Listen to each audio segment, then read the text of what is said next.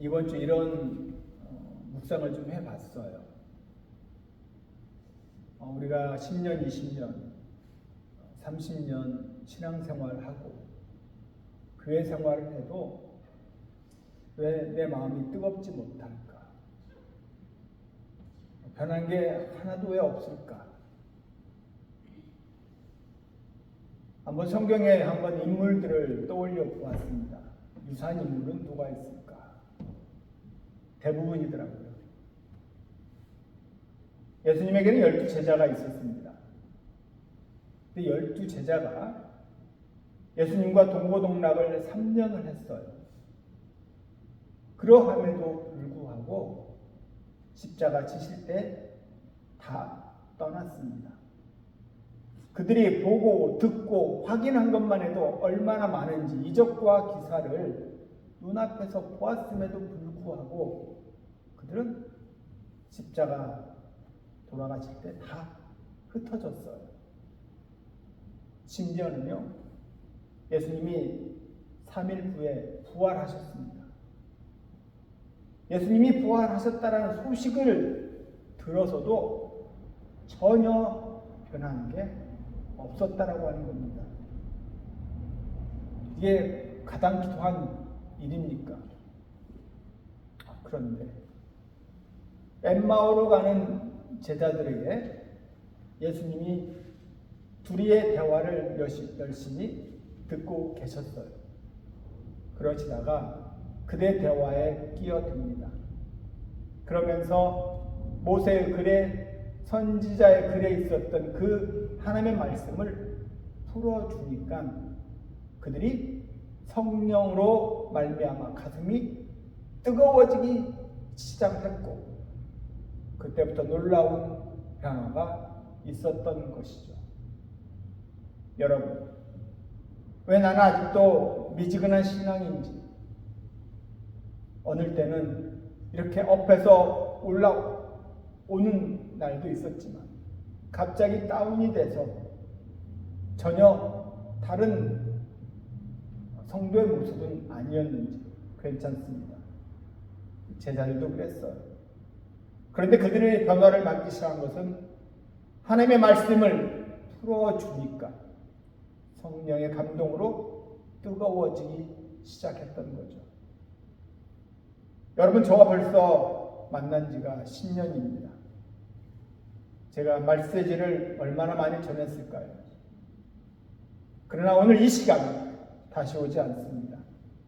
오늘 이 시간 성령의 감동으로 말씀을 풀어줄 때에 12제자가 심령이 뜨거워졌듯이 여러분 마음에 뜨거움이 일어날 줄로 저는 믿습니다. 오늘 너무 유명한 본문이고 익숙하고 잘 알려진 내용입니다. 그것은 요셉의 꿈입니다. 그런데 오늘 본문 1절은 이렇게 시작합니다. 우리 다 같이 슬라이드로 1절을 같이 읽습니다. 야곱이 가나안 땅 곧 그의 아버지가 거류하던 땅에 거주하였으니. 가나안 땅 그의 아버지가 누굽니까? 야곱의 아버지는 이삭입니다. 근데 그 이삭은 무엇했다? 거류하던 땅이라고 그랬어요. 그리고 거주하였으니. 여러분, 여기 거류와 거주라고 하는 단어는 유사합니다. 그러나 분명한 차이는 있고 왜 성경 기자가 이 두 단어를 언급했는지 한번 볼 필요가 있습니다. 숨겨진 의도가 있는 거죠. 거류는 뭡니까? 거류는 나그네예요. 정착하지 못하고 이곳저곳 떠도는 인생을 거류 인생이라고 합니다. 즉 이삭 때까지는 유목 생활을 하고 나중에 농사도 지었어요. 그러나 거류하는 인생, 나그네 인생이었는데 야곱에 와서는 이 가나안 땅에 거주합니다. 거주는 이제 영어로 settle down이라고 하죠. 여기서 원주민처럼 뿌리를 내리고 살겠다라고 하는 의도가 있습니다. 자, 그러면 야곱은 이 땅에 거주하였으니 뭔 말이에요? 이 토지와 이 땅을 통해서 하나님이 다시금 야곱을 이스라엘이라고 하는 또 다른 민족을 계획하고 설계하는데 큰 기초가 된다라고 하는 것을 이 단어 속에서 우리는 볼 수가 있습니다. 이어서 우리 2절입니다. 2절 같이 읽습니다. 야곱의 족보는 이러합니다. 요셉이 17세의 소년으로서 그의 형들과 함께 양을 칠 때에 그의 아버지 아내들 빌하와 실바의 아들들과 더불어 함께 있었더니 그가 그들의 잘못을 아버지에게 말하더라. 뭘로 시작합니까? 야곱의 족보는 이러합니다. 우리 지지난주에 우리가 어떤 말씀을 들었습니까? 누구의 족보였어요? 에서의 족보였습니다. 36장은 에서의 족보였어요. 그런데 에서의 족보를 통해서 배운 게 뭐였습니까? 에서의 족보를 쭉 보니까 누구 아국의 족장, 아말렉 족장, 심지어는 왕도 등장을 했습니다. 즉 하나님을 알지 못하는 저 사람들도 승승장구하고 크게 성공하는 반면에 야곱은 별 볼 일 없습니다. 그러다 보니 이 에서의 자손들은 어떻게 됐어요? 부자가 되고 숫자가 늘어나고 커지니까 하나님의 땅, 약속의 땅, 가나안 땅을 떠나게 되었습니다. 이게 역설이었던 거죠. 잘 되니까 그 형통과 그 번영으로 약속의 땅을 떠난다라고 하는 거죠. 정말 그 잘남이, 그 번영이 하나님이 기뻐하실 내용이었을까? 그렇지 않다라고 하는 것이 36장의 요지였습니다. 반면에 야곱은 별 볼 일 없었어요. 집안에 참 한 번 겪기 힘들 정도로 모진 풍파와 또 환난도 닥쳐졌던 야곱의 집안이었습니다. 그런데 야곱은 오늘 2절에 거주하였으니 라고 기록이 되어 있죠. 롯도, 아브라함의 조카 롯도 헤어질 때 어떻게 떠났어요? 잘 돼서 떠났습니다. 재산이 늘었죠. 똑같습니다. 에서도 이 땅을 떠나는 거죠. 그래서 오늘 이 2절은 에서의 족보와 빗댄 대조입니다. 그래서 에서가 잘 되니까 지금 떠났어요. 아버지의 약속과 멀어지더라 이 말입니다. 반면에 야곱은 세상적으로 별 볼 일 없이 여전히 그럭저럭 아무것도 아닌 인생이었지만 그 아버지가 거류하던 땅에 이제 거류하기 시작하고 원주민이 된 것이죠. 이제부터 이제 야곱의 톨레도 족보입니다. 많은 신학자들은 37장 1절까지를 36장으로 포함합니다. 그리고 37장 2절부터를 37장 시작으로 그렇게 해석들을 많이 합니다. 오늘 야곱의 족보는 이러하니라. 그 다음에 누가 등장합니까? 요셉이 등장합니다. 이상하죠? 과거에 우리가 여러 족보가 성경에 나옵니다. 그러면 아담이 셋을 낳고 에노스를 낳고 쭉쭉 이어집니다. 자, 그러면 야곱의 첫째 아들 장남은 누굽니까? 르우벤이에요. 그럼 이렇게 해야 돼요. 야곱은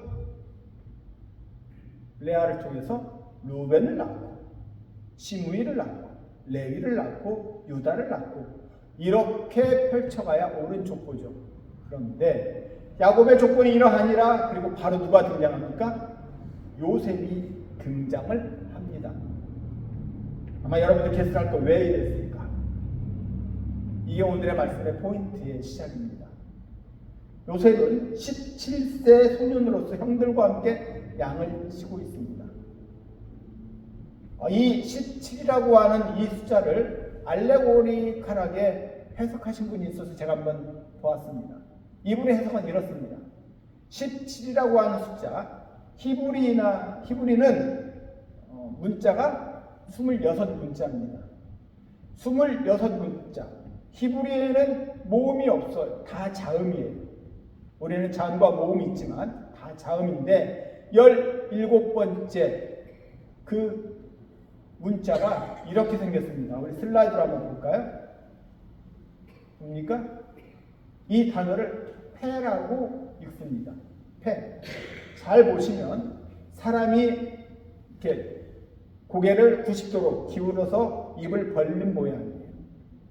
패. 이게 17번째 문자인데 이것의 의미는 말하다, 전하다라고 하는 의미를 가지고 있습니다. 요셉이 뭘 꾸었죠? 꿈을 꾸었죠. 그리고 그 꿈을 전하고 말합니다. 그럴듯하게 풀어가는 그런 해석이었는데 아무튼 하나님은 요셉에게 꿈을 주셨어요. 근데 그 꿈은 뭔가를 회복하고 뭔가를 세우기 위해서 꿈을 주신 거죠. 그런데 정작 요셉은 그 꿈의 의미를 알았을까요? 몰랐을까요? 전혀 몰랐던 겁니다. 17살이에요. 지금으로 따지면 12학년 학생들입니다. 요셉은 전혀 그 꿈의 의미를 몰랐던 거죠. 그런데 과거에는 이 본문을 어떻게 많이 설교하셨냐면 인본주의적인 경향으로 설교를 참 많이 하셨어요. 이 본문을 가지고. 여러분, 요셉을 생각해 보십시오. 요셉은 어린 나이 때 그 꿈을 부여잡고 그 꿈을 이루기 위해 모진 고난과 환난 속에서 고난의 역사를 뒤집어 쓰고 또 결국은 믿음으로 국무총리까지 올라가지 않았습니까? 과거에는 이런 식의 설교가 많았어요. 인본주의적인 설교죠. 그러면 이 설교는 뭡니까? 위인전이 되는 거예요. 한 사람의 그냥 생애를 말하는 거죠. 위인전입니다. 성경은 위인전이 절대 아닙니다. 요즘은 이렇게 설교를 이제 안 하죠. 아무튼 오늘 17세의 나이에 요셉이 꿈을 꾼 그 의미, 우리는 이 꿈에 대해서 요셉을 객관적인 시각에서 한번 들어갈 볼 필요가 있다는 겁니다. 우리 2절을 다시 한번 읽어봅니다. 슬라이드로 2절을 읽습니다. 야곱의 족보는 이러하니라. 요셉이 17세의 소년으로서 그의 형들과 함께 양을 칠 때에 그의 아버지 아내들 빌하와 실바의 아들들과 더불어 함께 있었더니 그가 그들의 잘못을 아버지에게 말하다. 우리도 여러 형제와 뒤엉켜서 지냈던 경험이 있을 겁니다. 이 본문을 읽으니까 야곱의 캐릭터가 어떻습니까? 곱게 느껴집니까? 전혀 그렇지 않죠. 형들의 잘못을 요셉이 아버지에게 일일이 고했다, 고자질했다라고 비춰집니다. 이것은 너무나 좀 편안하게 좀 해석을 해놓은 거고요. 히브리 원문을 그대로 빌려서 해석을 하면 또 달라집니다. 이런 말이에요. 원문을 보면은 요셉이 형들의 행동 거지를 험담했다. 완전히 달라지죠. 그렇게 생각하니까 요셉은 어떻게 비춰집니까? 참 나쁜 사람이에요. 그 형들을 잘못한 것을 행동 거지를 고자질한 거 왜 험담했다라고 하는 거죠. 요셉은 형들의 그 행동 하나하나를 그냥 팩트를 설명한 것이 아니라 자신의 불편한 감정을 드러내서 덧붙였다라고 하는 겁니다. 그래서 험담했다라고 하는 거죠. 이것이 우리 독자 입장에서 성경을 그대로 읽어볼 필요라고 하는 거죠. 아무튼 요셉은 참 얄미운 짓을 했습니다. 못된 짓을 했어요. 자, 3절입니다. 한번 같이 한번 3절을 읽습니다. 요셉은 노년에 얻은 아들이므로 이스라엘의 여러 아들들보다 그를 더 사랑함으로 그를 위하여 채색 옷을 지었다. 이 본문은 야곱의 편애가 보여집니다. 야곱의 편애가 형제들 간에 불편한 관계를 만들고 말았죠. 그런데 이 편애가 참 은혜가 있습니다. 물론 겪어야 하는 형들 입장에서는 굉장히 싫은 그런 과거사가 되겠죠. 그러나 요셉과 아버지 입장에서는 이보다 더 황홀한 관계가 있을 수 없다라고 하는 겁니다. 여기에서 왜 채색옷을 요셉에게 입혔을까? 12형제가 있는데 유독히 야곱을 이뻐했다. 아버지의 편애적 사랑에 대해서 우리는 시선을 돌릴 수 있습니다. 물론 야곱의 편애적 사랑을 볼 수 있어요. 그러나 그게 전부가 아닙니다. 이 채색옷을 입혔다라고 하는 것은 보통 아버지 입장에서는 좀 더 사랑스러운 자녀에게 입힌 것도 있고, 토라를 연구하는 분들의 해석을 빌리자면 아버지가 자녀들에게 토라 교육을 시키는데 가장 열심을 다하여 어떤 열의를 보이는 그런 자녀에게 채색옷을 입혔다라고 이야기를 합니다. 저는 이 부분에 공감이 가요. 아마 요셉은 아버지로부터 신앙교육, 토라 교육을 정말 열심을 다해서 듣고 배웠던 것 같습니다. 그런데 이 야곱의 편애적 사랑으로 말미암아 이 가정에 과연 하나님은 구원사적으로 뭘 이끌어가기 위한 것이었을까? 라고 하는 것에 우리는 눈을 뜰 필요가 있는 거죠. 가장 사랑한 아들에게 채색옷을 입혔고 토라 교육을 잘 받아들이는 아들에게 입혔다고 하지만 이것이 과연 구속사적 관점에서 어떤 의미였는지 우리는 볼 필요가 있는 거죠. 요셉은 17세입니다. 아직 꿈의 의미도 모르고요.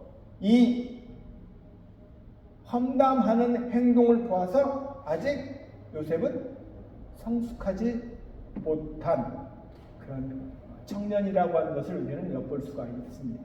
우리 5절과 6절을 이어서 같이 읽습니다. 요셉이 꿈을 꾸고 자기 형들에게 말하며 그들이 그를 더욱 미워하였더라. 요셉이 그들에게 이르되 청하건대 내가 꾼 꿈을 들으시오. 자기가 꾼 꿈을 형들에게 말합니다. 내 꿈을 들으시오. 이 말을 요셉이 할 때에 자기가 꾼 꿈의 의미를 알았을까 몰랐을까? 몰랐어요. 그럼 뭘 도대체 말하는 걸까요? 그냥 요셉은 꿈의 팩트를 그냥 말하는 겁니다. 어떤 꿈이에요? 7절입니다. 같이 읽어요. 우리가 밭에서 곡식단을 묶더니 내 단은 일어서고 당신들의 단은 내 단을 둘러서서 자라더이다. 안 그래도 아버지 약간의 편애적 사랑이 때문에 가시같은 존재였어요. 굉장히 형들하고 불편합니다. 만사가 좀 아슬아슬한 관계예요. 그 제일 미워하는 대상이었던 요셉이 꿈을 꾸었는데 형들의 볕단이 요셉에게 절한다. 이런 빌어먹을 이런 생각이 드는 거죠. 형들의 입장에서는 지금 아버지가 예뻐하니까 그리고 꿈에서 우리가 절을 해? 이런 거죠. 이어서 어떤 상황이 벌어지는지 8절입니다. 같이 한번 읽습니다. 그의 형들이 그에게 이르되 내가 참으로 우리의 왕이 되겠느냐 참으로 우리를 다스리게 되겠느냐 하고 그의 꿈과 그의 말로 말미암아 그를 더욱 미워하더니. 두 번째 꾼 꿈을 또 이야기합니다. 이때 뭐 빌미를 제공합니까? 형들한테. 형들이 이 요셉을 미워하게 되는 빌미를 제공합니다. 이것은 영적인 문제예요. 육으로 머물고 영적으로 거듭나지 못한 공동체나 집단이나 개인이며 그 내용이 무엇이든 간에 하나님의 계획과 진행에 대해서 생리적으로 미워하고 싫어하게 되어 있습니다. 그것은요, 요한복음을 보면 잘 나와요. 예수님이 제자들을 데리고 고향 땅을 방문합니다. 그러면 와우, 선지자 랍빈 예수가 오는데 플래카드를 걸고 환영해야 되는데 어땠습니까? 전혀 그러질 않아요. 배척합니다. 그리고 나서 이 고향을 방문하고 와서 예수님은 제자들을 파송을 보냅니다. 70인 전도대 파송을 세상으로 보내죠. 아마 마가복음은 의도적으로 이렇게 배치한 것 같습니다. 왜 예수님은 제자들 데리고 고향을 방문했을까? 그리고 거기서 배척을 당합니다. 거의 내쫓기다시피 망신을 당해요. 그럼 왜 예수님은 이걸 몰랐을까? 모를 리가 없죠. 예수님은 의도가 여기에 있는 겁니다. 너희들이 나갈 저 세상은 이렇다라고 하는 거예요. 세상은 너희를 배척하고 싫어하고 지독하게 미워할 것이다. 이것을 미리 보여주는 셈이 된 거죠. 아니, 사랑받는 스승이었는데, 존경받는 랍빈데 개망신을 다니고 쫓겨나니시는 우리 예수님을 보면서 예수님이 그려내고자 하는 핵심은 바로 이것이었던 겁니다. 세상은 그렇게 만만치가 않다라고 하는 거예요. 더욱더 너희를 미워하고 배척할 것이다. 지독스럽게 미워할 것이다. 이것이 세상이 주는 환난과 핍박입니다. 세상은 그렇게 되어 있어요. 지금 형들이 요셉을 미워합니다. 왜냐하면 이때까지는요, 아직 온전한 하나님 나라 차원에서 구성원이 되지 않은 시절입니다. 그래서 이 요셉 한 사람을 공격하고 있는 거죠. 자, 그런데 요셉은 누구의 예표가 됩니까? 훗날 예수 그리스도의 예표가 되죠. 요셉은 은 20에 팔립니다. 예수님은 은 30에 넘겨지죠. 당시 소년에게 노예의 값은요 15에서 20입니다. 그리고 어른이 되면 은 30의 노예값을 매겼어요. 그러니까 이때는 소년이었기 때문에 은 20에 요셉이 팔린 거죠. 예수님은 은 30에 또 팔림을 당했죠. 이 요셉은 예수 그리스도의 예표입니다.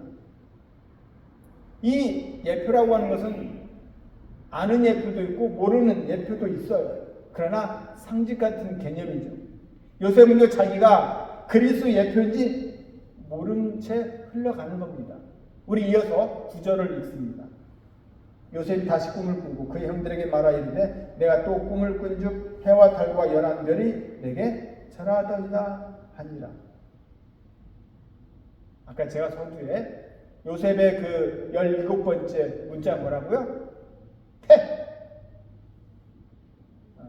이것처럼 요셉은 자꾸 말하고 싶은 은사를 가지고 있었던 것 같습니다. 계속 말하는 거죠. 8절에 보면 형들이 미워했어요. 그 첫 번째 꿈 때문에 더욱 미워하였더라. 그런데 또 요셉이 또 이야기하는 거죠. IQ가 2자리만 돼도 이런 짓은 안 할 겁니다. 그런데 앞서 꿈 얘기를 했다가 혼부정이 났으면 그 다음에는 입을 꽉 다물고 있어야 되는데 요셉은 또 이 얘기를 해요. 아마 말하지 않으면 견딜 수 없는 그런 캐릭터인 것 같습니다. 문제는 요셉이 사실 2번 꿈을 꾸었다라고 하는 거죠. 여러분 이라고 하는 거 뭡니까? 확증했습니다. 증인했습니다. 요셉의 생애를 통해서 어떤 일들을 확증적으로 보여준 겁니다. 하지만 당사자 요셉은 몰랐던 거죠. 그래서 말한 거예요. 자, 10절 우리 같이 읽습니다. 그가 그의 꿈을 아버지와 형들에게 말하며 아버지가 그를 꾸짖고 그에게 이르되 내가 꾼 꿈이 무엇이냐? 나와 내 어머니와 내 형들이 참으로 가서 땅에 엎드려 내게 절하겠느냐? 요셉이 놀랍게도 아버지와 형들에게 다 말해버렸어요. 여기 11별은 누굽니까? 요셉의 형제들을 말하는 거예요. 그리고 해와 달은요 부모를 말하는 겁니다. 야곱이 그걸 지금 지적하고 있는 거예요. 엄마 아빠가 그리고 형들이 너에게 절하겠느냐? 우리 이어서 11절입니다. 그의 형들은 시기하되 그의 아버지는 그 말을 간직해 두었더라. 마지막 간직해 두었더라. 이 표현이 뭐예요? 야곱이 서서히 인생의 추가 하나님 쪽으로 옮겨가는 굉장히 중요한 힌트입니다. 간직해 두었더라. 제가 앞에서 말 아껴둔 부분이 있습니다. 2절을 다시 한번 읽어볼게요. 우리 2절입니다. 야곱의 족보는 이러하니라. 요셉이 17세 소년으로서 그의 형들과 함께 양을 칠 때에 그의 아버지의 아내들 빌하와 실바의 아들들과 더불어 함께 있었더니 그가 그들의 잘못을 아버지에게 말하더라. 결론에 이르렀습니다. 지금 누구의 족보라고요? 야곱의 족보입니다. 야곱의 톨레도. 그런데 실제 누구의 이야기가 이어집니까? 요셉이에요. 그런데 이 요셉의 이야기는요, 한 장에 끝나지 않습니다.